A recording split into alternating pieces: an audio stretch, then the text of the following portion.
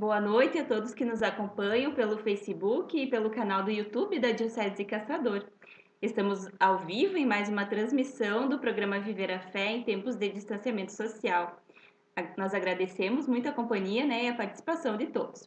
E dando continuidade à reflexão, sobre o papel dos cristãos leigos e leigas na igreja e na sociedade, e ainda celebrando esse mês dedicado aos leigos, nós trazemos hoje para a nossa conversa o nosso convidado Daniel Seidel, que atualmente mora em Samambaia, no Distrito Federal. E ele falará sobre o tema sacerdócio comum, nos permitindo conhecer melhor, sobre essa expressão. O que é o sacerdócio comum, O que os leigos também são sacerdotes, Fica aí essa interrogação. O documento 105 da CNBB, no número 110, destaca que, pelo batismo, todos os cristãos são portadores da graça batismal, participantes do sacerdócio comum, fundado no único sacerdócio de Cristo. Ele expressa o dom da igualdade e da totalidade. Todos na igreja são iguais na graça de Deus. Todos são chamados à santidade e todos recebem dons e carismas. Todos são chamados a exercer ministérios e serviços. Todos são profetas para proferir a palavra de Deus. Todos são pastores ou guias para animar a caridade do povo de Deus. Todos são sacerdotes para oferecer a vida a Deus. Então, o Daniel, vai nos explicar um pouquinho mais sobre como que nós podemos aprofundar mais essa temática. Também recebemos, com muito carinho, a mediação do nosso, para mediação do nosso encontro, o padre André Giombelli, que é coordenador diocesano de pastoral e pároco na paróquia São Luís Gonzaga de Iomerê. Antes, então, da gente iniciar, eu vou fazer uma breve apresentação do nosso assessor, e em seguida eu passo a palavra para o padre André. O Daniel Seidel é cristão leigo, casado, atual secretário executivo da Comissão Brasileira de Justiça e Paz da CNBB, mestre em Ciência Política pela UNB, membro da Comissão Nacional Fé e Política do CNLB, foi membro da Comissão Especial para o Ano Nacional do Laicato, entre novembro de 2017 a novembro de 2018, compõe o grupo de reflexão da Comissão Episcopal Pastoral para o Laicato da CNBB e é membro da executiva das Pastorais Sociais, também da CNBB, é biblista e psicodramatista, professor universitário na área de Psicologia e Direitos Humanos e atua com mediação de conflitos e comunicação não violenta. Muito bem, então, agora, para a gente iniciar, então, eu passo a palavra ao padre André. Seja bem-vindo, padre. Muito obrigado, Elaine. Boa noite para você, boa noite para todos os que estão nos acompanhando, pelos canais, então, da nossa Diocese de Caçador, YouTube, Facebook. Boa noite também ao Daniel, uma alegria, um prazer muito grande, poder recebê-lo novamente, na nossa Diocese. Isso. Você já esteve diversas vezes, conosco, de maneira presencial física, Agora está presencial virtual, como tem sido usado. Não sei se esse termo está sendo aí já veiculado, mas nós tivemos a última reunião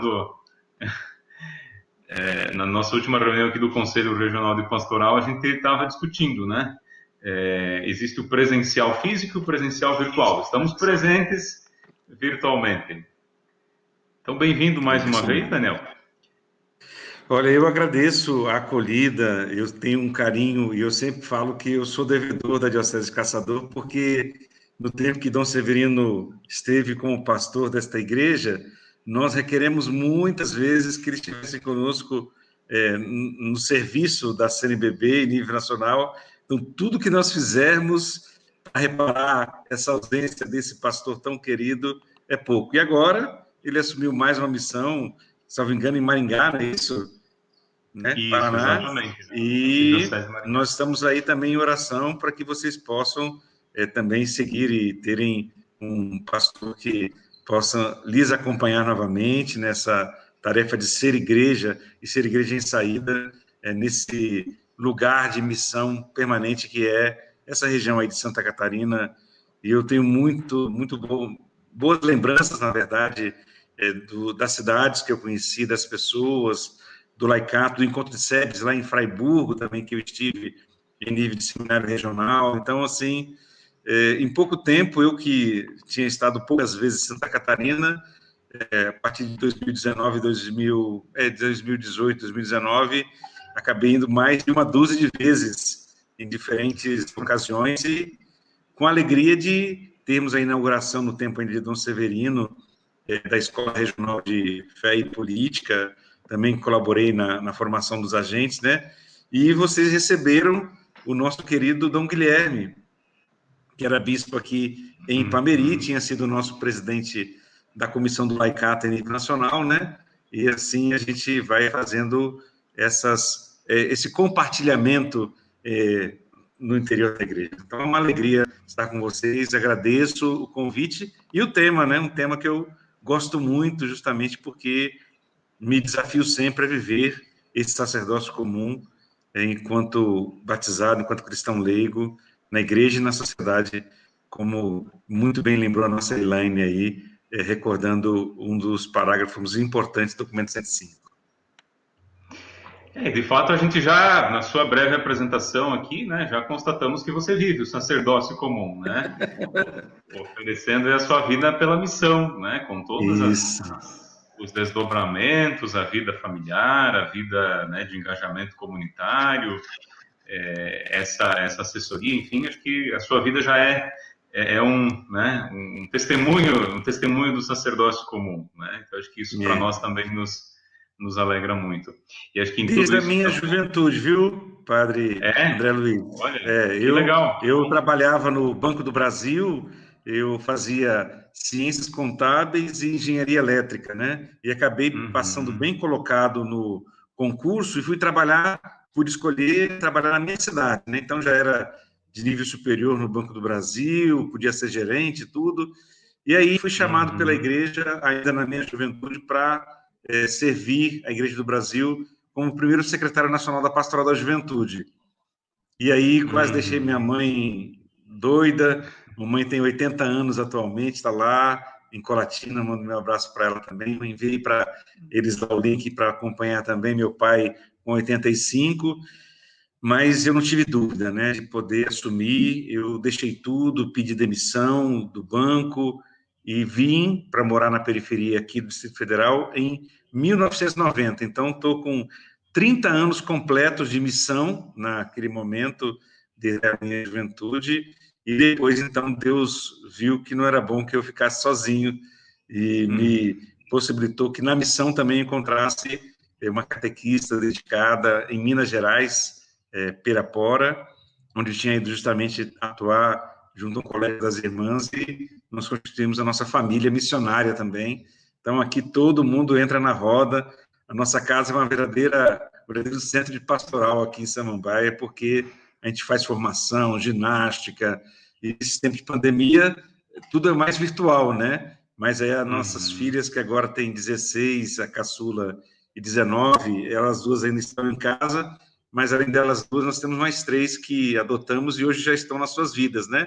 A mais velha se tornou religiosa franciscana da Misericórdia, trabalha aqui em Goiás, né? Vive uma vida dedicada junto aos pobres. Depois o Felipe é advogado, lidera aqui um movimento do Sem Terra, está num assentamento aqui também, coordenando 23 famílias, uma perspectiva de...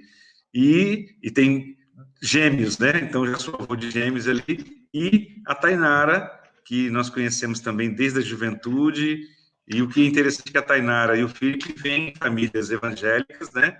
E que conheceram e disseram que nunca tinham conhecido esse cristianismo, né? Esse catolicismo que a gente vive, né? Justamente porque é um catolicismo missionário que vai ao encontro dos mais pobres, né?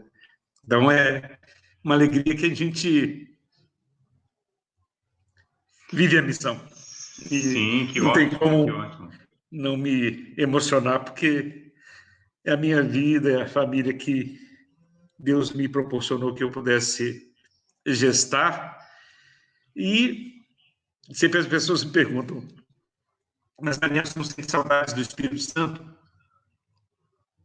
porque eu sou capixaba de nascimento, nasci nas margens do Rio Doce, né? E eu sempre falo, eu só posso me alegrar com a missão que Deus me deu se eu também tiver a oportunidade de chorar a saudade daquela igreja de comunidade de base onde eu fui gestado, né? Na minha juventude, a gente já tinha os compromissos, fui coordenador da comunidade, nós tínhamos conselho na comunidade, tínhamos missa, Padre André Luiz, só uma vez por mês.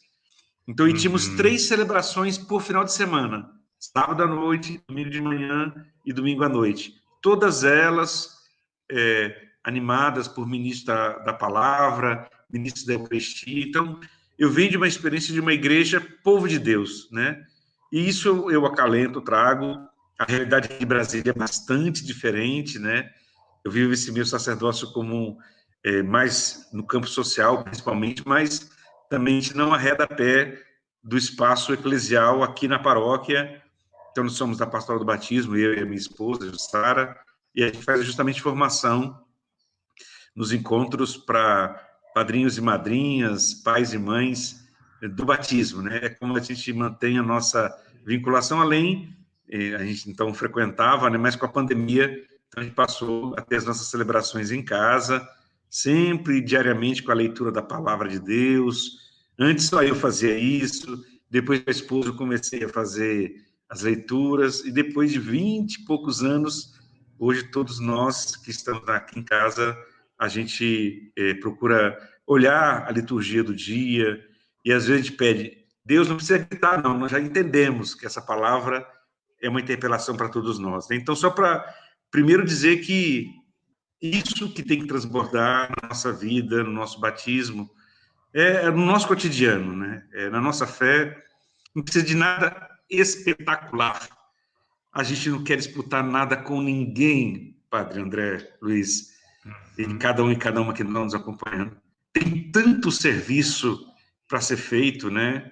E por isso, então, desde 2015, depois de ter feito uma série de ações também aqui na vida pública no Distrito Federal, eu acabei indo para missão na Amazônia e estou louco para mudar para lá, para seguir a minha vocação missionária, mas só que eu tenho feito esse desafio para toda a minha família.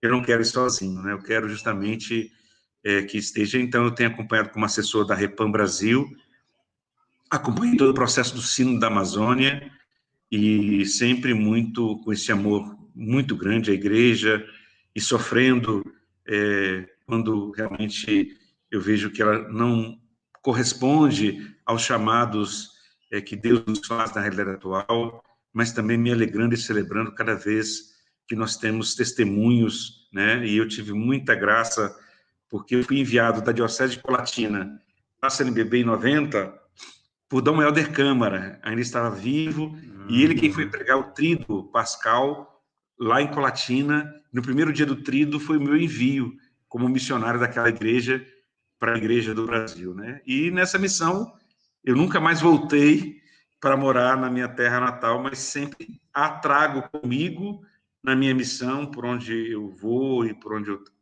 eu vivo, né? Tento traduzir. Fui assessor político da CNBB, e no Congresso Nacional muita gente pensa que a gente só fica cuidando dos afazeres, né? Mas muita gente me perguntava, onde é que eu posso batizar?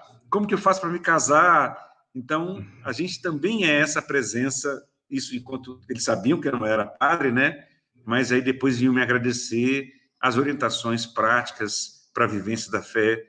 Eu vejo um povo muito sedento em todos esses espaços, nesses aerópagos, né? Na universidade onde eu vou, né? Muitos lugares, mesmo na política partidária, eu ia frequentando encontros e um ateu no almoço em Minas Gerais, quando fui frequentar alguns encontros lá de formação, me perguntando sobre os fundamentos da fé, e eu vi aquele interesse tão genuíno até que eu cheguei ao ponto e falei, bom, depois de toda essa catequese que nós fizemos, não formal na igreja, mas com todos os conteúdos mais profundos da fé, e você não quer ser batizado? E aí ele topou, e naquela ocasião, então, ele era professor, PhD, pós-doutor lá no UFMG, e ele foi estar sob o acompanhamento do padre libânio já na casa do Pai hoje.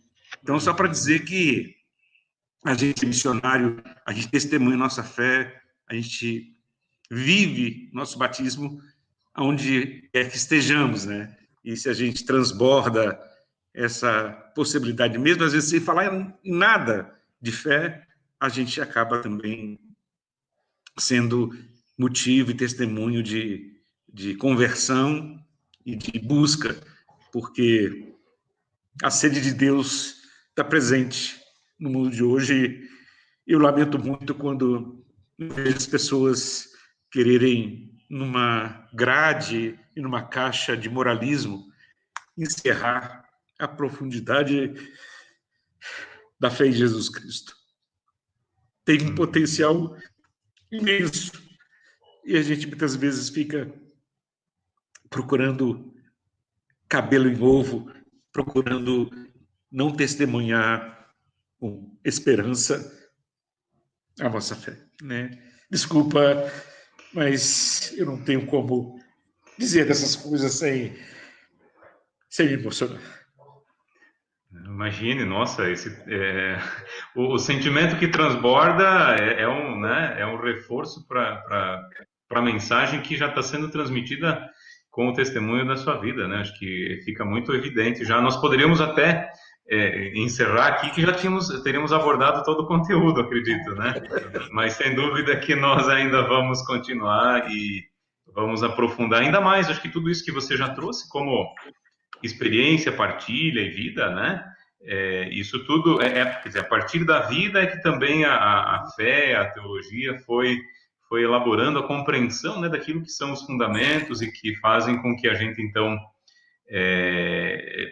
sinta, né, compartilhe, né, do sacerdócio de Cristo, né, que se ofereceu por inteiro. Acho que o testemunho mostra exatamente isso, essa oferta, essa entrega total, né? Acho que é muito, muito importante e muito bom, Daniel. Acho que seu testemunho já nos iluminou e já ganhamos a noite aí. Muito obrigado. Que isso, padre. Desculpa aí. Mas não, um caminho que a gente vai se entregando e eu faço isso sempre. Eu estou muito presente em cada coisa que eu faço, procurando não passar de forma desapercebida quando a gente tem que falar sobre um tema tão profundo e necessário nos dias de hoje, né? Mas vamos lá. Verdade. Como é que a gente pode seguir nessa partilha, Padre André? Vamos lá, então. Acho que agora vamos tentar entender um pouco como é que isso foi sendo, né, transformado em teoria, ou aquilo que pode ser, digamos assim, colocado para o conjunto, então, dos cristãos, né? O nosso tema é sacerdócio comum. Talvez muitas pessoas possam pensar, quer dizer, o que é sacerdócio, o que é comum, né? Comum no sentido de inferior, qual o significado, né, dessa palavra? Pode se chamar de outra maneira, de outra forma. Então, vamos talvez tratar aí uma definição, né, do sacerdócio comum, possíveis outros nomes que digam a mesma realidade, as origens, os fundamentos, então, desse sacerdócio comum dos cristãos. Isso. Então, claro, toda a experiência genuína da fé católica se baseia na pessoa de Jesus Cristo, né? E Jesus foi esse homem da periferia, lá da favela de Nazaré, que questionou o mundo, antes de tudo, com seu testemunho. E a partir do batismo de João, ou seja, acolhendo o testemunho e o anúncio que João já tinha feito como aquele humilde profeta que abre os caminhos para o Filho de Deus passar, Jesus, então, nos apresenta o batismo a partir da experiência cristã. Então, o fundamento e a origem é na própria pessoa de Jesus Cristo, no seu mistério de encarnação, vida, paixão, morte e ressurreição. E a partir da instituição do batismo é que a gente tem esta origem. Toda a possibilidade que temos desse sacerdócio, então, enquanto uma possibilidade de abençoar e até de amaldiçoar também, né? E mesmo de interceder junto a Deus ou de tornar sagrado aqueles lugares que, por meio de ritos e orações, possamos interceder. Então, nós temos a possibilidade de fazer com que esses lugares se tornem lugares santos e sagrados, né? E aí não tem como eu escapar lá da experiência de Moisés diante da sarça ardente. Tira as sandálias, porque esse lugar é sagrado. Então, a presença de cada um de nós, enquanto homens e mulheres batizados, pode tornar os lugares como lugares da presença de Deus. E ele mesmo nos garantiu isso, onde 2 ou 3 estiverem reunidos em meu nome, eu estarei no meio deles. Então, a fonte do sacerdócio comum é o nosso batismo, que nos unge, que nos imprime, que nos renova, que nos dá uma vida enquanto cristãos na igreja para exercer 3 missões. A missão sacerdotal, essa missão de ser esse sinal e essa presença do sagrado no meio da nossa existência humana. Nós temos a missão profética do anúncio da boa notícia do reino, da palavra e pelo testemunho e da denúncia daquilo que se contrapõe a esse reino. E depois, então, nós temos a missão régia, ou a missão pastoral do governo, da possibilidade de coordenar. E nesse sentido, então, todos nós, cristãos leigos e leigas, e todos os sacerdotes, aí estava conosco mediando o debate Padre André, somos batizados. É a nossa vocação a ser cristãos. É ela que nos unge para esta missão. Então, antes, o sacramento do batismo é esse sacramento que nos imprime essa profunda identidade de estarmos aderindo, de pertencimento. Quando pequenos, pela fé dos nossos pais, depois, já na nossa juventude um pouco mais madura, confirmados na crisma. E depois desse sacramento que nos habilita para esse exercício da missão, é que vem os sacramentos de serviço, que aí vem o sacramento da ordem para os ministros ordenados, né? E tem o sacramento matrimonial, né? Onde os próprios noivos que são que presidem a cerimônia. No caso, o sacerdote ele apenas assiste de forma qualificada aquele sacramento. Então, são um sacramento de serviço. E, por isso, muitas pessoas me perguntam, Padre, mas tem diferença entre o sacerdócio do padre e o sacerdócio dos cristãos? Eu falei assim, tem muita igualdade. A primeira coisa que tem que afirmar é essa, porque todos pertencemos ao povo de Deus. Essa é toda a eclesiologia, a forma de pensar a igreja, que está lá no Concílio Vaticano II, essas grandes reuniões de todos os bispos do mundo inteiro e padres sinodais, que a gente chama, como aconteceu agora o Sino da Amazônia, como uma parcela e como uma região do mundo. O Concílio Vaticano II reuniu, né, naquele momento, representantes de toda a Igreja Universal. E lá, então, eles refundaram essa eclesiologia a partir dessa concepção que o próprio Jesus. E o sacerdócio é a dimensão do sacrifício. E por isso que me mobiliza muito quando vou falar sobre o sacerdócio comum dos cristãos, porque é justamente essa entrega. A principal Eucaristia, o ministro ordenado por toda a tradição da Igreja, é aquele que preside, faz a substituição de Jesus enquanto cabeça e na mesa da Eucaristia transforma o pão e o vinho. Mas todos nós participamos da Eucaristia enquanto entrega das nossas vidas e o sacrifício ofertado por missão e por amor à nossa fé. Então, é nesse sentido que o sacerdócio comum dos cristãos, todos somos chamados ao martírio, todos somos chamados à entrega total das nossas vidas para que o reinado de Cristo, para que o reino de Deus se instale na história. Então, é esse o grande sacerdócio, e por isso que talvez das 3 missões, a sacerdotal seja a mais importante.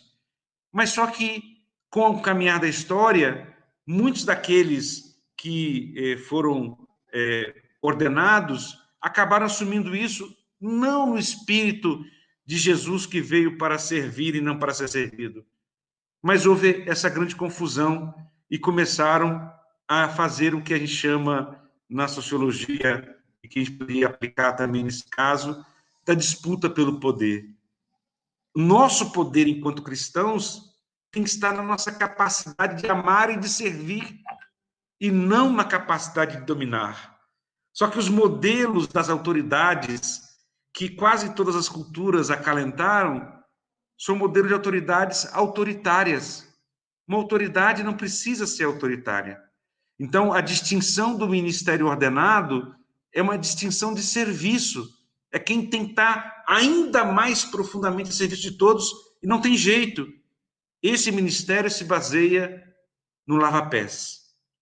Por isso que é impossível dissociar a instituição da Eucaristia, que é o fundamento primeiro da atuação do ministro ordenado, assim como a confissão auricular, que é acolhida dessa partilha de quem está no caminho e que precisa de dialogar e de discernir e desse perdão de Deus para prosseguir na sua caminhada.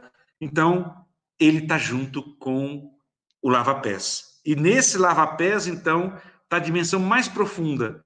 E eu pergunto, será que no cotidiano das nossas paróquias, no exercício dos ministérios, nós temos agido dessa forma, com esse espírito de serviço, ou a gente tem muito essa mentalidade clerical, que aí não é só dos padres, é de todo o povo de Deus, muitas vezes, que quer assumir um pequeno cargo de coordenador de tal pastoral, de tal movimento, e com aquilo se acha uma espécie de rei, de rainha, porque são esses nossos modelos e quer que todos estejam a seu serviço.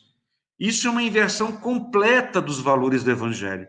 E por isso, então, todos e todas somos chamados à conversão, para que nós possamos revisitar essa fonte primeira que está na pessoa de Jesus Cristo e depois, nesse documento da igreja como Lumen Gentium, né, a luz dos povos, que traz ali, e é muito importante, Padre André e todos aqueles e aquelas que nos acompanham aqui pelo Facebook da Diocese de Caçador, nesse momento dessa conversa, que a gente possa se reconectar com essa origem primeira, porque, afinal de contas, o sacerdócio, o amor na igreja é amor-serviço. E a diferenciação que existe, e é importante e necessária para a organização da instituição e das comunidades, né? E aí nós temos lá o clássico texto em Coríntios 12, né? Do corpo e as suas muitas partes, né? A gente pode até pensar que alguma parte seja um pouco mais inferior, mas todas são necessárias, porque estão organicamente vinculadas. E por isso essa diversidade cria o funcionamento e a harmonia necessária para que a vida se multiplique e para que ela possa caminhar. Então, com esses braços frágeis, né? Como a gente diz na memória dos Salmos, né? Desses vasos de barro que nós carregamos esse tesouro do Evangelho de Jesus Cristo. E ele quis precisar desses vasos frágeis nas mãos do grande oleiro da humanidade, que é o nosso Deus, para que ele pudesse prosseguir. Mas só que ele nos dá a liberdade de dizer, como Maria, o nosso sim incondicional. Só que a gente, às vezes, tem medo de dizer esse sim, porque esse sim pode nos levar às últimas consequências, né? Eu comentava inicialmente desse meu chamado, dessa minha entrega missionária, mas isso foi feito em um caminho, itinerário de sacrifício e sofrimento, porque em 1 ano e meio, naquele período de 5 de fevereiro de 88 até 23 de dezembro de 89, 5 homens de fé naquele momento foram assassinados na região que eu acompanhava. Homens de igreja, um que tinha se tornado presidente do sindicato em Pancas, outro lá em Pedro Canário, um padre operário em Cariacica. Muitas pessoas que eu ajudei a formar, mesmo estando na minha juventude, e que eu vi a vida sendo ceifada por amor à igreja, por amor à fé em Jesus Cristo, sendo presença desse anúncio da libertação. Então, são experiências, Frei Beto chama isso também de batismo de sangue, que não nos deixam retornar no caminho. E por isso, então, a importância de nós estarmos compreendendo que o sacerdócio comum dos cristãos, ele tem o seu fundamento, a sua origem no batismo, que cada um de nós compartilhamos, não só os católicos, mas na teologia, na tradição católica, é que a gente compreende a profundidade desse batismo nas 3 missões que nos fazem todos pertencermos ao povo de Deus, sermos essa comunidade missionária. E a partir daí, então, nós temos outros sacramentos que nos habilitam para o serviço e para os serviços diferenciados, seja na educação dos filhos e filhas e na condução das coisas públicas, como é o nosso papel.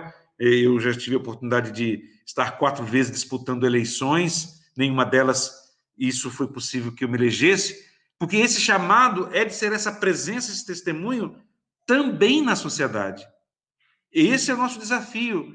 Ao mesmo tempo que somos homens e mulheres de igreja e que atuamos na liturgia, na catequese, na pastoral do batismo, nas pastorais sociais, pastoral operária, comissão de justiça e paz, comissão pastoral da terra, pastoral da criança, pastoral da sobriedade, tantas 26 ao todo pastorais sociais, a gente é chamado também a ter a nossa presença, seja por meio do voto consciente nas eleições, seja também por meio da organização popular, se somando aos organismos intermediários da sociedade, para que os mais pobres sejam os melhores a serem cuidados, né? Na pastoral do menor, na pastoral da pessoa idosa, tantos que são aqueles que precisam de mais zelo de toda a sociedade. E, a partir daí, então, também somos chamados para esse momento de reflexão da fé e de testemunho nesse campo. E aí, de doarmos a nossa vida para que mais pessoas e para que todos tenham vida. Isso tem lá a sua origem nos documentos do Vaticano II, mas depois foram acolhidos em Medellín e Puebla e renovados na perspectiva de discípulos missionários em Aparecida, e mais ainda depois no documento 105, Cristãos Leigos e Leigas na Igreja e na Sociedade, Sal da Terra, Luz do Mundo, onde nós somos chamados a assumirmos. Então, nós temos que sair dessa condição infantil na Igreja, Padre André Luiz, e assumirmos todo o âmbito da nossa missão enquanto cristãos e sermos também, eu acho que esse tempo da pandemia nos desafiou, essa igreja doméstica, né? Aqui em casa nós começamos um estudo bíblico, tiramos um tempo para um diálogo mais profundo, e eu nunca tinha ficado, como missionário que sou, tanto tempo em casa como fiquei ultimamente. Isso fez com que a gente pudesse renovar o nosso compromisso batismal e de ser uma bênção, uma presença abençoada de nosso Deus, que é o Deus da vida, o Deus que não quer a morte, e por isso fica triste e se indigna com tudo aquilo que tem acontecido na sociedade atualmente, né? Então, uma estirada aí para dizer que isso foi renovado lá, e até o último que saiu agora, Fratelli Tutti, então, meu Deus, é a nossa encíclica dos direitos humanos, justamente nos chamando a sermos essa presença, a vivermos esse sacerdócio comum no âmbito tão desafiador da sociedade em defesa da vida e dessa vida plena. Muito bem, Daniel. A gente comentava, inclusive, antes de entrarmos aí no ar, né, que o nosso programa Viver a Fé nasceu nos tempos do distanciamento social. A gente ainda mantém aí o nome, né? Viver a Fé em tempos de distanciamento social. Então, a pandemia, ela é uma situação que ainda estamos vivendo, muito triste, muito crítica, né? Muito desafiadora, mas é uma crise que pode trazer oportunidades como essas aí que de alguma forma você já apontou, né? E a gente acredita, né, que de fato é Deus que vai conduzindo os caminhos da história, sem dúvida contando com a nossa liberdade, com o nosso sim, né, como você já apontou aí também, e é um sim que pode nos levar a consequências, né, que podem ser últimas. E eu lembrava, né, durante também a sua fala, a gente não podia talvez ter escolhido um dia melhor, mas não foi a gente que escolheu, é toda quarta-feira o nosso programa. Hoje, 25 de novembro, é dia de Santa Catarina, a padroeira do nosso estado, né, que é um exemplo de mártir, né? Uma mártir aí de mão cheia, no sentido de... E não só pelo fato de ter morrido em função da fé, mas por tudo aquilo de testemunho que ela deu, né? Convertendo, né? Filósofos, intelectuais, né? Grandes pensadores lá no seu tempo, né? Então, acho que estamos sendo abençoados também pela Santa Catarina nessa noite, né? Rogai por nós, Santa Catarina. Amém. Amém. Isso. Que bom. Mas, então, um outro detalhe que eu lembrava também, né? Hoje, os restos mortais de Santa Catarina estão no Monte Sinai, lá no Egito, né? Onde tem um mosteiro, pelo que a gente sabe. E você que falava da experiência de Moisés na sarça ardente, que a gente tem aí a informação que aconteceu no Monte Sinai, né? Então, vejam quantos pontos de ligação tivemos já aí descobertos nessa nossa noite, né? Olha. Mas como então que a gente faz para... Vamos se interligando. Como é que a gente faz para levar essa presença de Deus, então, a presença da sarça ardente para o meio do mundo, né? Quais são as atitudes concretas? Como que se manifesta, se concretiza, então, o sacerdócio comum, que não é inferior, né? Mas que é compartilhado por todos, né? Que é basilar, é fundamental, então, para todos os cristãos que assumem, enfim, que recebem também outros sacramentos, como, no caso, o sacramento da ordem, né? Mas como que se manifesta, então, as atitudes concretas do sacerdócio comum? Você já apontou aí, né? O amor, o serviço, a caridade, já falou também do engajamento tanto na igreja quanto na sociedade, mas podemos, acho que, aprofundar um pouco mais, né? Claro, claro. Veja só, essa dimensão do sacerdócio comum, ela vai, primeiro, na igreja doméstica, né? Eu acho que todos somos chamados como ministros ordenados e aqueles que compartilhamos o sacerdócio comum, porque antes de serem ministros, vocês, os padres, os presbíteros, os diáconos e os bispos também são do povo, né? São do laos, né? E por isso participam desse sacerdócio comum. Eu estava até olhando aqui os comentários, né? O Bruno Alves fazia uma citação muito bela de Santo Agostinho, né? Que diz, né? O peso que está nos ombros desses homens que assumem o sacerdócio ordenado é muito grande e assustador, vamos dizer assim. E eles só encontram um alívio quando a gente consegue compartilhá-lo, né? Então, e o ministro ordenado não é ministro para ele mesmo, ele é ministro em função desse sacerdócio comum e desse anúncio no mundo como um todo, né? Então, nesse sentido, acho que é importante que a gente possa... e aí eu acho que ficam muito pertinentes, Padre André Luiz, as orientações que estão lá no documento 105. Eu não vou cansar de remeter a leitura ao documento 105, justamente porque que ele está muito em sintonia também. Sempre eu gosto de valorizar o documento de Aparecida, porque parece que, como foi aqui no Brasil, a gente não valorizou como valorizou Puebla, Medellín e outros documentos das conferências latino-americanas. E Aparecida, ele bebe dessa fonte, que depois o Papa Francisco, que foi o relator, enquanto cardeal Bergoglio, do documento de Aparecida, leva para a Igreja Universal, que é justamente a ideia da igreja em saída. E para isso, então, cada um e cada um de nós, homens e mulheres batizados, temos que cuidar da nossa formação permanente. Então, e é preciso que nós atuemos seguindo esse espaço de Jesus Cristo. Nem Jesus, como Filho de Deus, viveu sozinho, né? Ele estava numa comunidade, primeiro a sua comunidade familiar, depois o grupo dos 12 apóstolos, né? Então, a gente age enquanto igreja, né? Muitas pessoas, às vezes, me perguntam, me consultam para algum serviço, às vezes algum cargo público, e eu falo assim, eu tenho que consultar as pessoas com quem eu me constituo como sujeito coletivo. Então, o sacerdócio comum nos dá essa amplitude da ação comunitária e coletiva. Claro que nós somos chamados, cada um de nós temos a nossa subjetividade, o nosso sim é próprio de cada um, a nossa adesão ao projeto do reino exige uma resposta de cada um de nós, mas é impossível, com raras exceções, e e isso existe, claro, que ele seja vivido isoladamente. Então, é muito importante que nós possamos nos colocar em comunidades. E daí a importância, na minha leitura e reflexão, das diretrizes atuais da CNBB, que colocam o desafio da criação das comunidades eclesiais missionárias, que é justamente desse fortalecimento dessa perspectiva e com seus pilares, né? E um dos pilares principais é a palavra, né?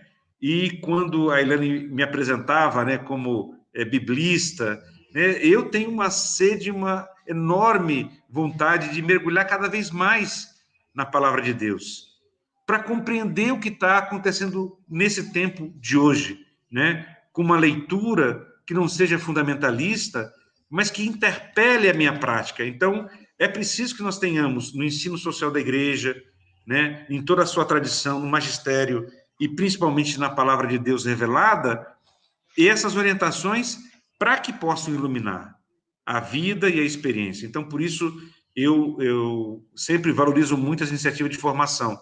E como eu fui dedicado a evangelizar a juventude, então eu fui me preparar. Isso determinou, inclusive, a minha própria experiência profissional. E por isso que do teatro de rua, do teatro do oprimido, eu fui fazer psicodrama. E hoje sou há mais de 25 anos professor na pós-graduação em psicodrama, porque eu queria uma linguagem que pudesse incluir a juventude. E como que eu consegui essa linguagem? Por meio dessa integração entre o que a gente pensa, o que a gente sente e a nossa forma de estar no mundo, que é o nosso corpo.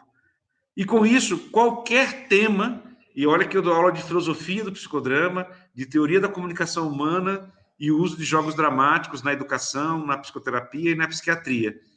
E tudo isso se integra, porque nós somos um só. Essa identidade única e depois enriquecida pelo batismo de cada um de nós, nos dá uma direção importante, que é justamente isso. A partir desse apelo, desse chamado a sermos cristãos e cristãs a partir da nossa fé, encontrar uma comunidade onde a gente possa alimentar a nossa esperança e compartilhar também as nossas angústias, porque a comunidade também é o grupo de apoio, é a comunidade de acolhida. Nós temos que dar o nosso sim pessoal, mas também compartilhá-lo na nossa comunidade de fé, e a partir daí, então, partirmos para justamente a nossa missão. E a missão pode ser contribuir e constituir grupos que, desde o espaço eclesial, se ocupem da animação da vida da igreja, mas sempre numa perspectiva da igreja em saída. A equipe de liturgia pode ter essa dimensão.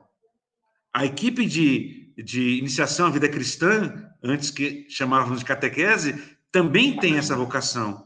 Então, nunca nós podemos pensar a igreja fechada em si mesma, porque ela mofa, ela adoece. A igreja tem que sempre estar nesse caminho da missão. E esse tem sido a interpelação do Papa Francisco, então, para que nós possamos nos organizar para essa atividade missionária.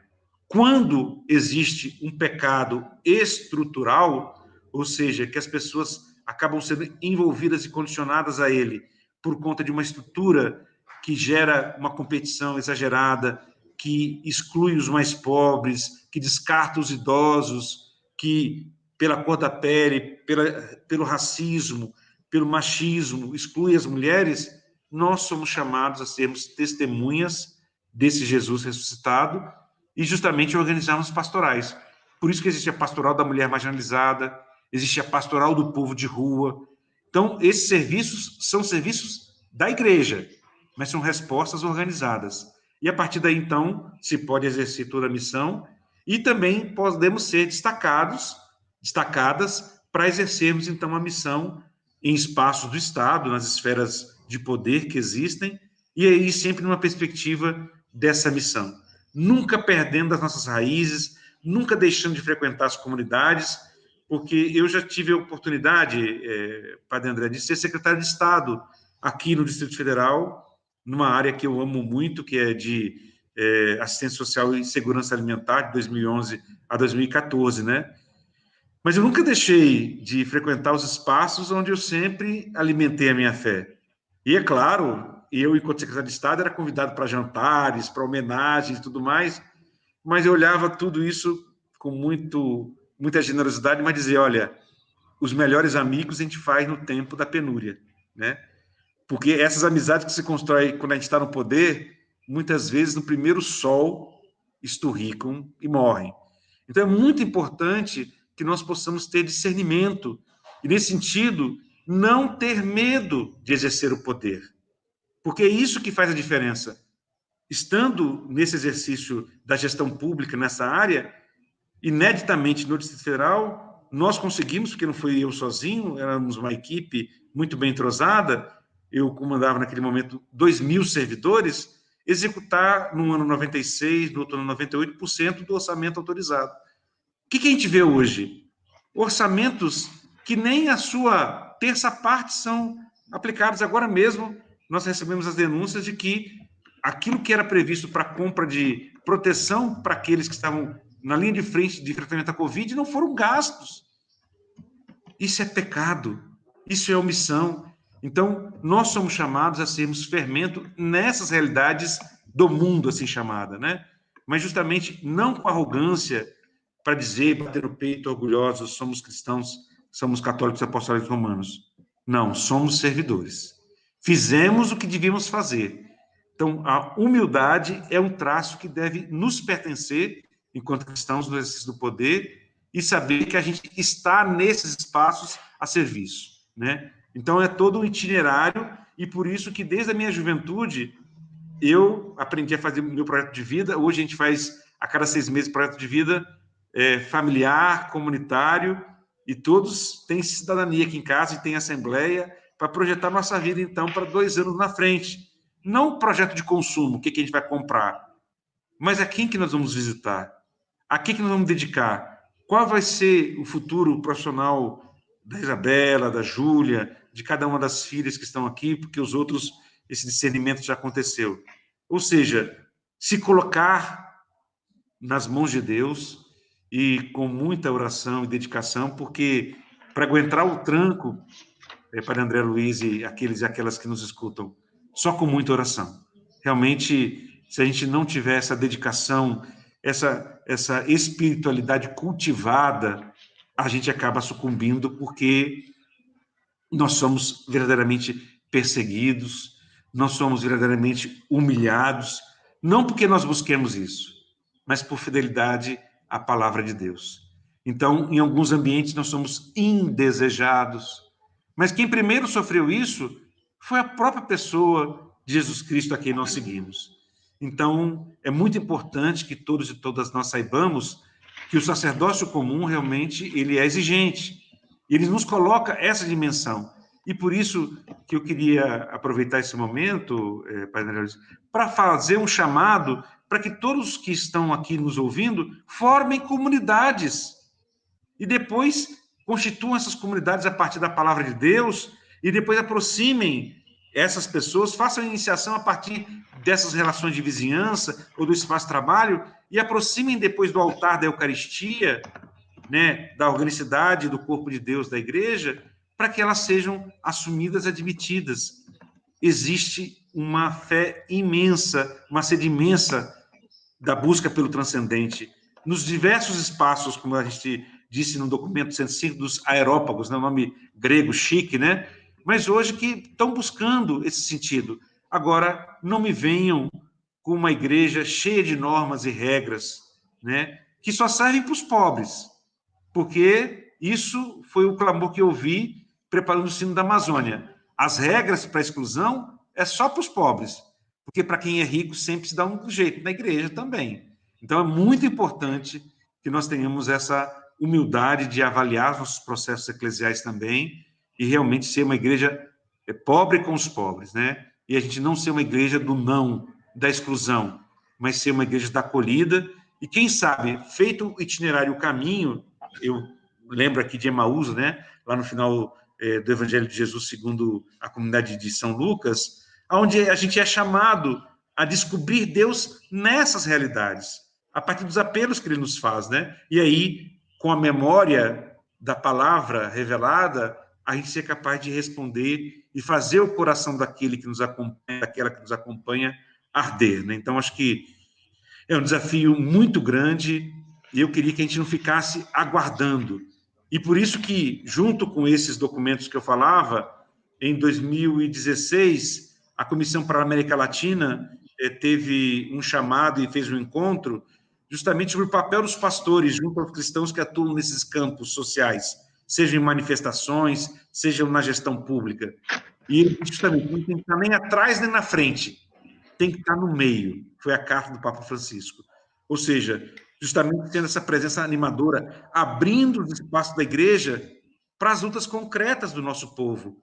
E, a partir daí, então, poder animar com esperança, porque com mais de 170 mil mortes nesse momento no país, a gente tende a desanimar, né?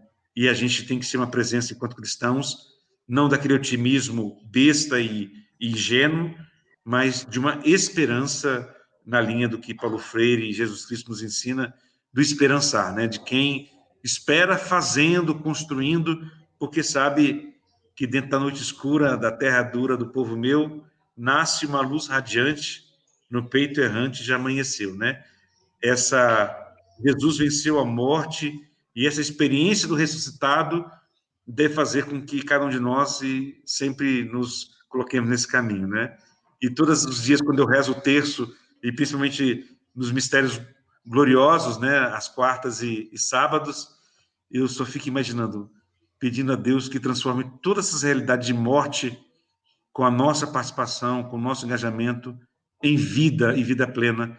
E eu acho que muita coisa ruim que aconteceu nesse período agora da pandemia, ou um sinal importante foi essa da comunicação. Nós soubemos transformar em sinais de vida, né? Em favor da evangelização, em favor do anúncio da palavra de Deus, né? E eu acho que a gente não deve abrir mão disso mais não, viu, Padre André Luiz? Que a PASCOM seja abençoada na Diocese de Caçador, em todas as dioceses do Brasil, para que ela continue colocando esses temas a serviço. Quanta gente fez desse período um período de formação intensiva. Quanta gente também acabou se desligando da fé. Então, nós temos muito serviço no pós-pandemia e mesmo agora, durante a pandemia também, né? Com certeza. Nós, inclusive, já discutimos um pouco sobre o nosso programa aqui e a ideia é que ele continue. Pode ser que mude o formato, periodicidade, mas, enfim, nós pretendemos continuar. De fato, a PASCOM foi fundamental nesse tempo. A gente tem muito que agradecer, né? Faço, inclusive, um agradecimento aqui à Elaine e a Denise, né, que são as duas responsáveis aí pela comunicação na nossa diocese. A Elaine tem feito a apresentação, a Denise faz muito essa parte de diagramação, né, trabalham muito bem aí e exercem de alguma forma também no seu trabalho profissional, né, esse sacerdócio comum, né, cultivando essas atitudes que você já destacou, né, o esperançar, o ser humilde, o ser, né, a gratuidade, os serviços que tudo isso vai manifestando, né, esse sacerdócio que é comum a todos, né? E a partir desse cultivo da espiritualidade, acho que ficou muito bem claro também na sua fala, né, que o sacerdócio comum ele precisa do cultivo diário, né, dessa conexão diária com Deus. E não se faz isso também fora do ambiente da comunidade, né? Nós precisamos, que são aí os 3 âmbitos da evangelização que as diretrizes da CNBB já há muitos anos vinham sempre reforçando, né? Talvez agora não esteja isso explícito nas últimas, mas está nas entrelinhas, está na base, né? Pessoas, comunidade e sociedade, né? Acho que os 3 âmbitos da ação evangelizadora, né? Então, é ali que nosso sacerdócio se manifesta. Eu gostaria de retomar, Daniel, inclusive naquele comentário do Bruno, ele tinha também uma pergunta, que até a gente já tinha selecionado aqui, essa questão que ele pergunta aqui, né, com base na afirmação de Santo Agostinho, podemos dizer que o sacerdócio ministerial só existe em função do sacerdócio comum dos fiéis?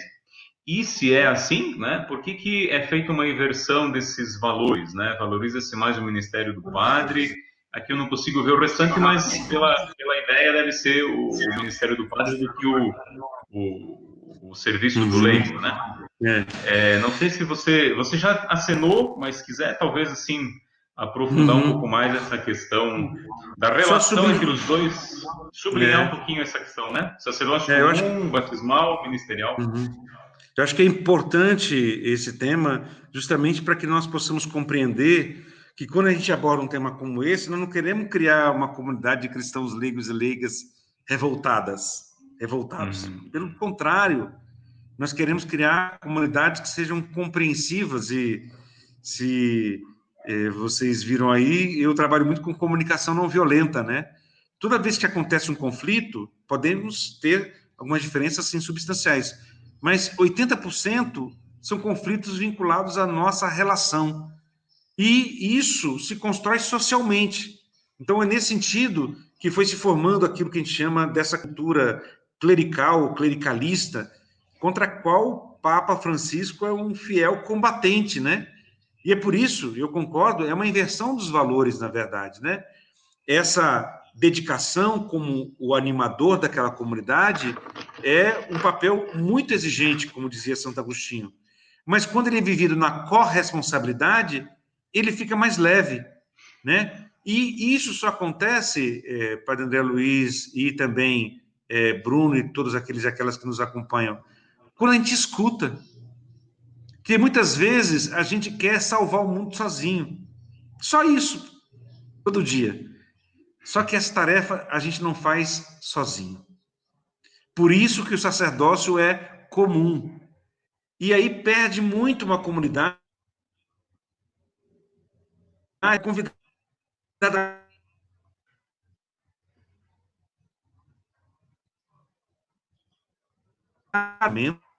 requer dedicação a esses momentos, o Espírito sopra onde quer, e ele é potencializado quando a gente coloca os nossos dons e talentos a serviço na diversidade de possibilidades que temos, né? Por isso que no conselho econômico de uma comunidade, de uma paróquia, por que não temos em todas as comunidades conselhos comunitários de pastoral?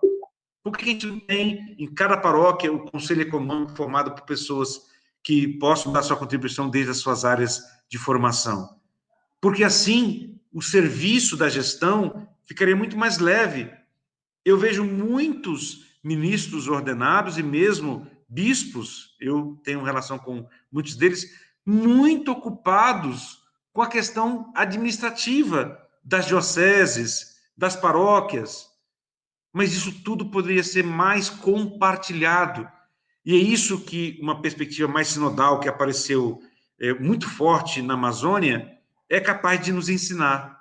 Ou seja, quando a gente tem uma tarefa e essa tarefa não se eximindo da responsabilidade é compartilhada, esse poder também é compartilhado e com isso todos se sentem reconhecidos e valorizados na comunidade.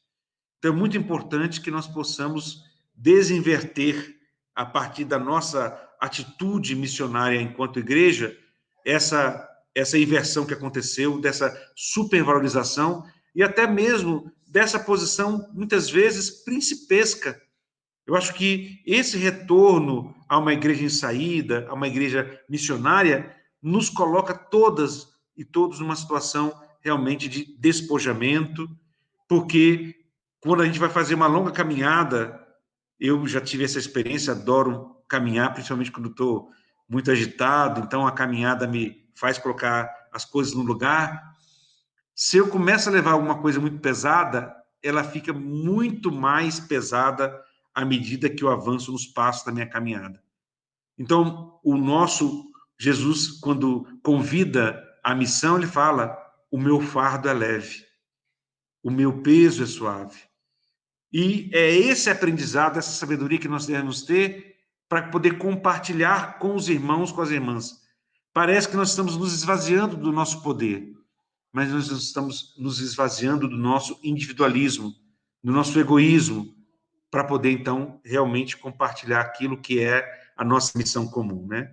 Então, muito bom essa profundidade, sublinhar esses aspectos e sermos capazes de convidar aqueles sacerdotes, os ministros ordenados que estão ainda nessa posição, a entrarem na roda, né? Tem uma música que a gente aprendeu desde cedo, né?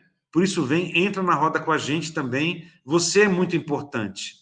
E é muito importante estando nessa roda e não estando separado, porque aí também todos nós, todas as pessoas que assumem os diferentes papéis, são seres humanos, têm necessidades, têm afetos, têm angústias, e quando a gente está numa comunidade, a gente compartilha, a gente anima uns aos outros, porque não é todo dia que a gente acorda feliz e contente. Nós temos dias que são mais sombrios, e por isso que uma palavra amiga, uma acolhida, nesses tempos tão difíceis, um abraço, faz toda a diferença. Isso é parte da nossa humanidade. Isso é fraqueza, Daniel? Não. A nossa fraqueza é a possibilidade dessa atuação generosa do Espírito de Deus nas nossas vidas, né? Por isso, então, a importância da gente estar assumindo as nossas fragilidades. E quando a gente compartilha isso num grupo acolhedor, aquilo que é a fragilidade de um se torna fortaleza no grupo, porque todo grupo vem em solidariedade e em atitude fraterna, se envolve, vai para o sacrifício. E essa é a verdadeira dimensão sacerdotal a que cada um e cada uma de nós somos chamados, né? Muito importante essa dimensão que foi perguntada e abordada aí nessa questão. De fato, e eu acredito que nos ajuda a entender, né, que nós precisamos, eu acho que estamos aí quase no tempo do Advento, né, o convite é a vigiar, a despertar, então talvez nós precisemos despertar, né, para o sacerdócio comum, e aí acho que já nessas suas últimas falas, né, ficou claro que a gente desperta para isso, né, criando comunidade, vivendo esse espírito, então, né, de serviço, de sacrifício, de amor. Mas teria alguma coisa a mais que a gente poderia fazer, Daniel, para poder despertar, então, em todos os cristãos, seja ordenados, né, não ordenados, esse espírito, então, né, de um sacerdócio comum, o que a gente poderia fazer, talvez, algo aí na linha, talvez, da formação, algo, não sei, que caminhos teríamos para despertar, então, o sacerdócio comum? Entre as minhas tarefas, Padre André Luiz, eu também pertenço ao grupo de reflexão da Comissão Pastoral para o Laicato, né? Dom Severino deixou a presidência, mas Dom Giovanni seguiu no caminho e pediu que eu continuasse. E nós estamos, então, concluindo indicativos para a formação do laicato. E nesses indicativos, nós estamos apresentando um método. E esse método eu já utilizo na minha vida. E que se servir, então, a gente sempre faz isso nos grupos de terapia comunitária e mesmo nos grupos de N/A, Neuróticos Anônimos também, né? Que quantas pessoas precisam e às vezes não se admitem e a gente precisa estar compartilhando a partir de experiências. Que é a cada ano escolher 12 pessoas. Eu escolho a cada ano, não um ano civil exatamente iniciando em 1º de janeiro, terminando em 31 de dezembro, mas que eu acabo me dedicando à formação. Tem gente que nem sabe que eu estou me dedicando à formação dela. Mas eu vou enviando materiais, às vezes envio mensagem, né, pelo Facebook, por e-mail, deixo um livro para leitura, depois eu pergunto se leu, porque nós somos capazes. O método não tem nenhuma originalidade da minha parte, mas a gente vai relatar uma experiência nesse material. Mas é o método de Jesus Cristo. Justamente isso, dedicar-se de forma permanente às pessoas. Eu, quando cheguei em Samambaia, na década de 90, então, eu vim dessa experiência de comunidades e encontrei uma realidade de igreja muito diferente. No plano piloto, eu fui acolhido com muita gratidão, eu tenho na comunidade dos Verbitas, lá, dos Padres Verbo Divino na Asa Norte. Lá fiquei 3 meses, depois conversei com o Padre Jorge Boran, olha, a vida religiosa sempre na minha vida, Padre André Luiz. E aí eu falei, Boran, eu quero poder, eu sempre fui de comunidade, aí ele me levou para Ceilândia. Aí fiquei, como diz o povo, qual pinto no lixo. E na comunidade me apresentei e perguntei ao pároco, que era espiritano, porto-riquenho, né? Que eu poderia servir na comunidade. Ele falou, você entende alguma coisa de liturgia? Eu falo, um pouquinho. Eu trabalhei 5 anos na formação de agentes da pastoral litúrgica. Então, só para dizer isso, quer dizer, a igreja tem milhões de necessidades. Se a gente vai fazendo as coisas com dedicação, com empenho, essas coisas vão dando frutos. Vocações religiosas, sacerdotais, até um bispo hoje saiu desse trabalho que eu fiz há mais de 25 anos naquele momento. Eu fiz? Não. O Espírito de Deus a partir da minha ação. Eu tenho muito orgulho. Uma das pessoas que eu ajudei nesse processo alguns anos atrás na minha missão na Amazônia, um indígena Guajajara, ele hoje faz ciências sociais na Unicamp. Para fazer a prova, para passar no vestibular, ele foi hospedado solidariamente em Pernambuco, no Recife. Ou seja, ao redor dessas pessoas, sem tirar dinheiro do bolso, mas fazendo redes de apoios, a gente vai criando condições das pessoas darem seus passos com autonomia. Ele tem gratidão por mim? Sim. Deve algum favor? Não. É o caminho que Deus nos pede, que sejamos de graça recebi, de graça eu dou. Então, agora isso não acontece quando a gente trabalha como se todo mundo fosse um monte de números. Não. Quem são as pessoas da sua comunidade que você pode se dedicar? Essa pergunta também o senhor padre André Luiz pode fazer. Que pessoas que nesse período, né, pode ser um ano, o tempo que você tiver, você vai se ocupar? E de dimensões também pessoais, familiares. Às vezes uma conversa, quando a pessoa está numa extrema angústia, não é coisa de psicólogo, não. É coisa de ser humano. E por isso que eu quero valorizar a dimensão da escuta. A forma como eu mais consigo formar é escutando as pessoas. E escutando as necessidades que elas têm. A minha filha, que faz história na universidade, ela faz os artigos para entregar para os professores. Mas o que ela faz? Pai, o senhor pode dar uma olhadinha? Eu falo, filha, agora eu não posso, mas eu me dedico um tempo e olho de forma dedicada. Temos muitas coisas para fazer e como, graças a Deus. Mas façamos cada uma com aquela dedicação que ninguém poderia fazer se não fosse você. Então, essa concentração em cada tarefa, essa possibilidade de ser espontâneo, de parar, ninguém conversa com ninguém fazendo duas coisas. Talvez as mulheres, né? Porque, meu Deus do céu, como que sobre elas cai esse peso tremendo, né? E essa falta de reconhecimento.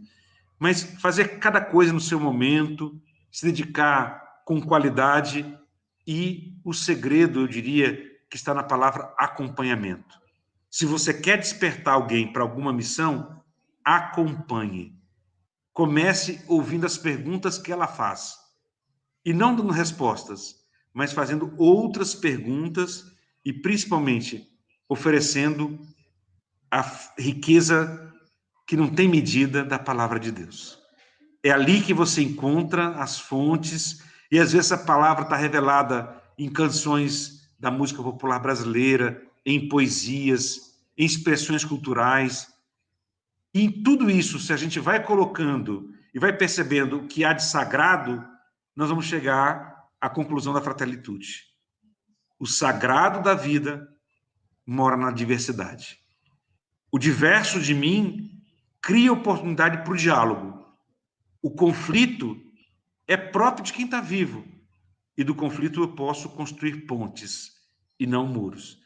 Então, é com esse método singelo, simples, copiado de Jesus, que eu tento, a cada ano, ter uma nova remessa de pessoas. Estando agora como secretário executivo da Comissão de Justiça e Paz, nós nos colocamos uma meta de formar pelo menos 600 pessoas no Brasil inteiro. E eu aproveito a ocasião para provocar a Diocese de Caçador para criar aí também uma comissão de Justiça e Paz na Diocese, justamente para que nós possamos viver esse sacerdócio comum nos ambientes sociais, acadêmicos, aonde principalmente os pobres estão sofrendo.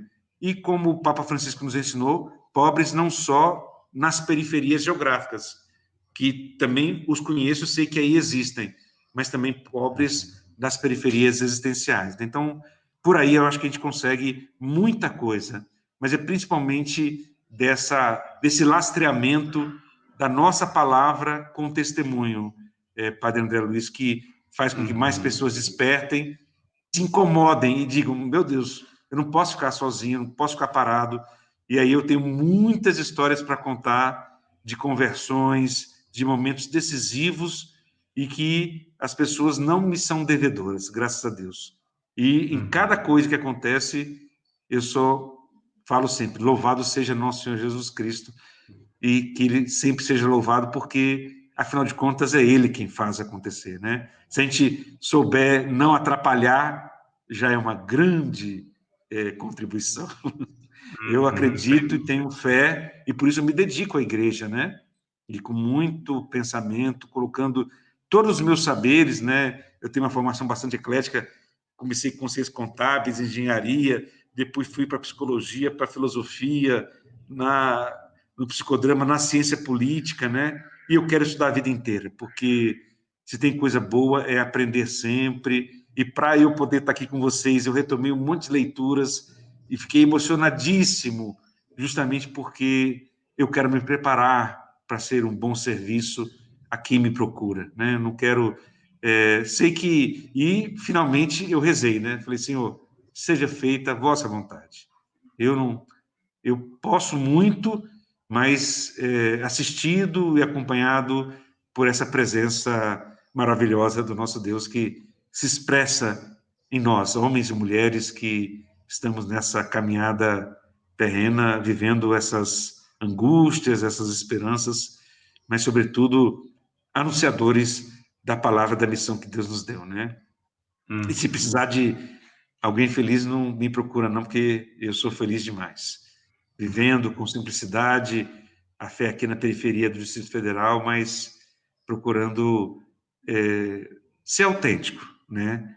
Isso basta, né? Eu acho que isso vai fazendo com que mais pessoas assumam o caminho e nos desafiemos a transformar todo tipo de atitude negativa e ruim contra nós em oportunidades de anunciar e dizer em quem nós acreditamos, que é no Senhor da vida e da vida plena, essa trindade maravilhosa em quem nós acreditamos. De fato, né? Porque os desafios eles são muitos, né? Eles são enormes, eles crescem. Aqui eu tenho visto algumas perguntas, alguns comentários também, né? O Clodoaldo, por exemplo, está dizendo na sociedade do capital. Se você já leu a pergunta aí, né? Pode fazer. Os desafios são muito grandes aqui. Diz, como é que é possível ser irmãos numa sociedade que nos suga até a última gota? É um desafio enorme, né? E ele depois também vai perguntar aqui mais adiante, essas ações do testemunho, né? Elas são importantes, mas também do ponto de vista organizacional, como é que se desperta para essa consciência? Acho que algumas das suas falas já apontaram para isso, né? A Comissão de Justiça e Paz, as pastorais organizadas, as escolas de fé e cidadania. A sexta semana social agora. Semana Social Brasileira. Né, mutirão pela vida, pelos 3 T's, terras, teto, trabalho, né? Aqui, pela Comissão Local de Justiça e Paz, nós juntamos movimentos sociais para escutá-los. A gente pensou que não tinha nada para oferecer. Se soubessem a esperança que eles depositam na igreja. Então, nós da igreja somos portadores dessa profunda possibilidade, né? E é isso, né? Diante de tanta exploração, nós temos que nos contrapor e temos que ser resistência e enfrentar esses desafios. E por isso nós vamos ser perseguidos, né? Então, ameaçados. Eu já passei por várias situações como essa. E a cada vez que isso acontece, como aconteceu com Maria, que podia ser apedrejada porque aceitou o desafio de ser mãe do Filho de Deus, sem combinar antes com José, é isso, transformar o risco em serviço. O que ela fez? Ela subiu uma montanha para servir a sua prima Isabel. Então, sempre essa dimensão vai estar presente. Quem assume verdadeiramente o Evangelho de Jesus não vai encontrar caminho fácil. Isso é preciso que a gente possa despertar e descobrir, né? E por isso, então, eu vi também o Clodoaldo perguntando sobre o papel da pastoral da juventude, né? Como eu vejo a importância e acho necessária a dedicação. Eu acho que tem um grande vazio hoje, em nível da Igreja do Brasil, houve uma desvalorização, uma desarticulação, não por conta dos jovens, né, mas por conta dos questionamentos que essa juventude traz para a Igreja e que, na minha opinião, são questionamentos pertinentes, que a Igreja precisa ouvir e, a partir dessa escuta, também poder rever os seus posicionamentos e acolher a juventude, né? Em todas as épocas, a juventude sempre trouxe contribuições inovadoras para a igreja, né? E eu acho que mais do que nunca, então, aonde quer que estejamos, eu sempre tenho esse carinho especial com a juventude, porque eu sempre percebo que é o setor mais incompreendido da igreja e que precisa ser acolhido, abraçado e precisa ser desafiado, né? E os jovens hoje nos provocam para poder deixar um pouco essa burocracia, né? Quando um jovem vem me falar, e cadê a sua agenda?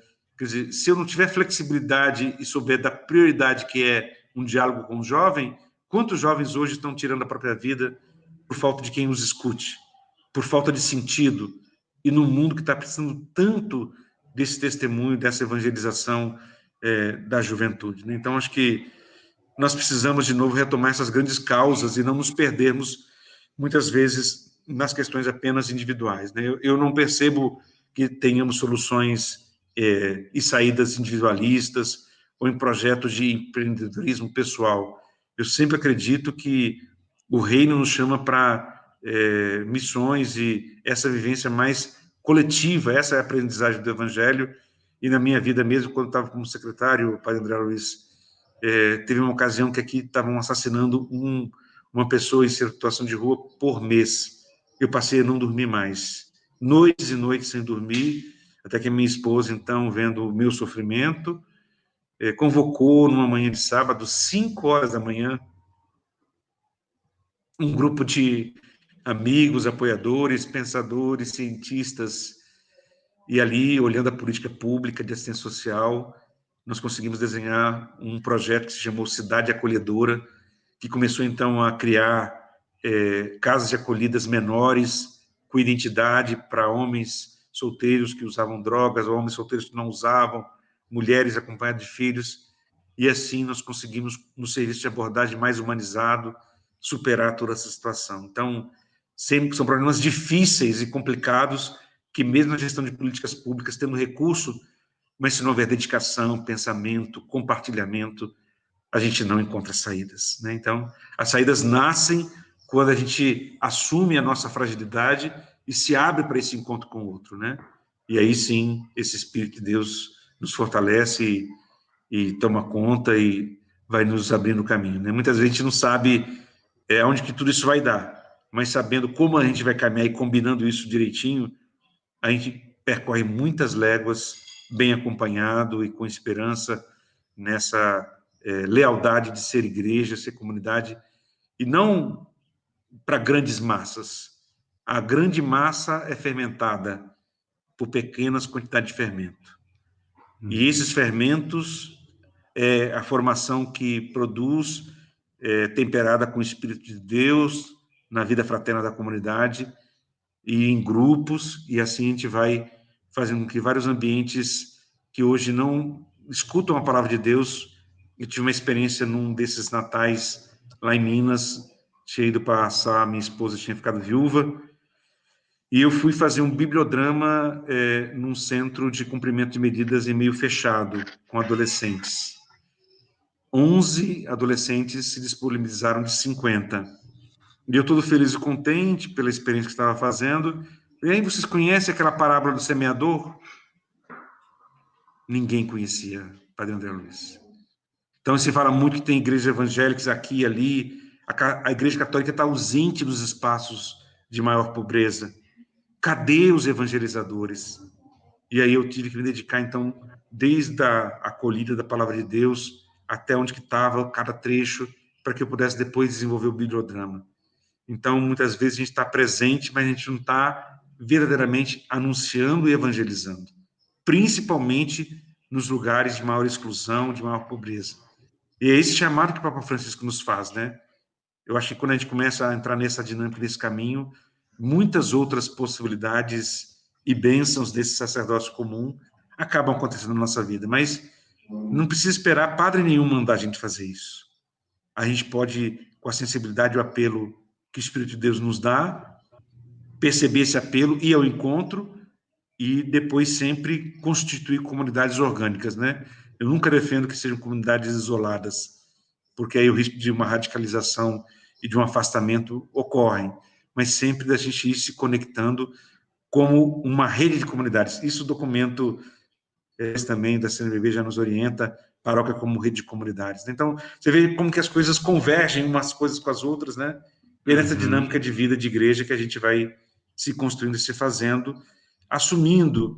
Eu tenho grandes e bons amigos padres e tenho um apreço muito grande pela vida religiosa consagrada. Eu já disse aí, a minha vida é permeada de solicitudes com a vida religiosa consagrada, por isso eu vejo com muito valor a diversidade de ministérios que a gente tem na igreja, mas eu sempre sou capaz, pode ser o Papa Francisco. Se precisar de alguém para trabalhar, eu chamo, né? Pode ser o bispo, mas eu acho que a gente tem que ter primeiro essa dimensão do serviço ao povo de Deus. É o evangelho do samaritano que nos chama, né? Não podemos dar a volta e para falar que não é com a gente. É com a gente, sim.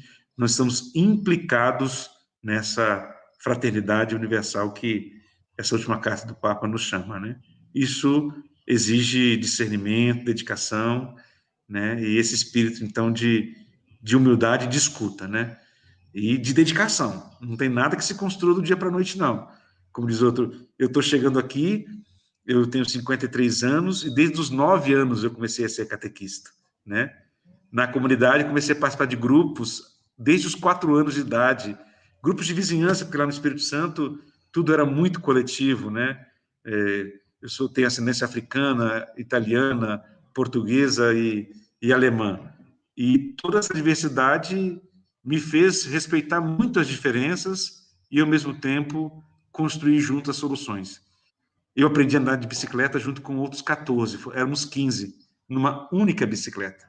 Então, vivi na periferia, nessa situação de simplicidade, eu não diria de pobreza, porque, graças a Deus, nunca passei fome, porque sempre contamos com a solidariedade das comunidades, né? Então, é nessas experiências que a gente vai fazendo a dinâmica da vida acontecer, reconhecendo essa presença de Deus na vida da gente, e sendo essa presença, né, de Deus. Eu quero ter conseguido, Pai André Luiz e Elaine, quem está, Denise, acho que está nos bastidores também, né, poder ter dado um pouquinho de esperança nessa aridez que a gente se encontra muitas vezes do isolamento, né, que ninguém se sinta só, né, o Espírito de Deus sempre nos acompanha e se encontre, mesmo que seja virtualmente, com alguém que nesse momento precise mais. E se você precisa, faz contato, não fica sozinho, não fica isolado, porque nós temos uma missão maravilhosa para desenvolver enquanto cristãos leigos e leigas na igreja, né? Essa é a nossa identidade, esse é o nosso sacerdócio comum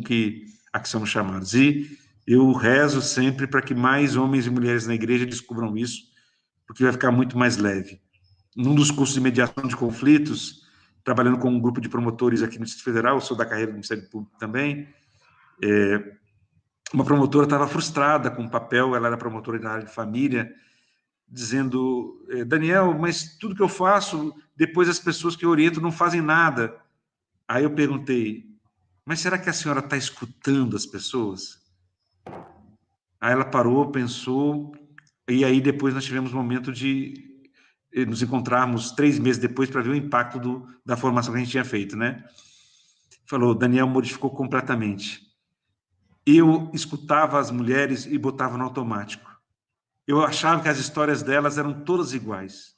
São muito parecidas, Daniel. Abandono, violência doméstica, mas cada uma tem uma dinâmica própria. Quando eu comecei realmente a escutar a vida de cada uma delas, eu conseguia combinar com elas qual que eram as melhores medidas para que ela saísse daquela situação de vulnerabilidade e também as suas crianças. E começou a dar muito certo.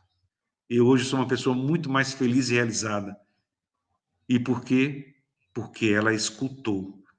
Então, eu sinto que a gente às vezes toca a vida, sem escutar quem está ao nosso lado, sem perceber as angústias que estão correndo, as alegrias, e com isso a gente deixa o principal, que é celebrar a vida. Eu até com café de manhã eu faço tintim, Padre André Luiz, porque eu não sei se aquele minuto posterior eu vou estar vivo nessa dimensão da vida, se eu já fui para a casa do Pai. Mas eu quero celebrar cada momento porque é uma graça ter vida, viver na graça de Deus e amar e celebrar com aqueles que nos cercam, né? E eu tenho sofrido muito nesse tempo da pandemia, mas confesso que eu estou embarcando no domingo para a missão lá no Maranhão. Vou fazer um curso de mediação de conflitos e comunicação não violenta com o grupo da comunidade PQA de Baixo, que enfrenta as mineradoras lá. É com esse povo que eu quero encontrar. É com esse povo que eu quero anunciar a alegria do Evangelho, o amor que Deus tem em cada um e cada uma deles. Então, não me venham falar de dificuldades. Eu encontro com muita gente que tem muita dificuldade, que só me ensina. E eu sei que eu quero fortalecer esses processos sociais pacíficos, organizativos, de mobilização social, porque eu acredito na mudança do nosso país. Isso me vem, sobretudo, da minha fé. E a isso eu me dedico. Então, é assim que eu procuro viver o meu sacerdócio e a minha missão.